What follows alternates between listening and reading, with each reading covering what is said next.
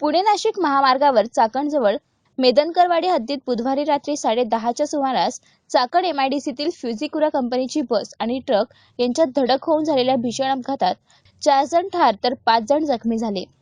बसमधील कंपनीचे कर्मचारी तिसऱ्या शिफ्टसाठी निघाले असताना हा अपघात झाला.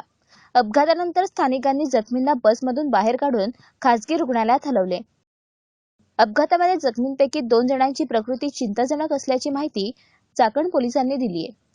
जयसिंग तुकाराम सोळंके, राकेश रामानंद पाटील, नीरज कुमार धनेश्वर सिंग आणि एक अनोळखी व्यक्ती असे 4 जण या अपघातात ठार झाले आहेत. विशेष म्हणजे अपघातात ठार झालेले 4ही जण अपघातस्थळी रस्त्यावर उभे होते. रस्त्यालगत थांबलेल्या बसवर पाठीमागून आलेला ट्रक आदळल्यानंतर संबंधित वाहनाखाली हे 4ही चिरडले गेले. तर बसमधील 5 जण जखमी झाले असून अपघात घडला त्यावेळी सुमारे 18 कामगार बसमध्ये होते. जखमींच्या पैकी 2घांची प्रकृती चिंताजनक आहे. अधिक तपास चाकण पोलीस करीत आहेत. कोरा कंपनीची बस होती. त्या बसमध्ये कर्मचारी 17-18 कर्मचारी होते जवळजवळ आणि ते कंपनीतून ड्रॉप करत चालले होते. तर चाकणचा जो एरिया आहे बालाजीनगर, तर पुणे नाशिक लेनवरती ती बस स्टॉपवरती उभी होती त्यांचा कर्मचारी सोडण्यासाठी.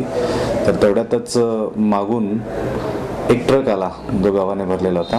त्या ट्रकने त्या उभ्या बसला धडक दिली आणि बस खड्ड्यात जाऊन पलटी झाली आणि तो ट्रकही तिथं खांबाला जाऊन धडकला. त्यात एकूण 4 जण मृत्युमुखी पडलेले आहेत. 7 जण जखमी आहेत, किरकोळ जखमी आहेत.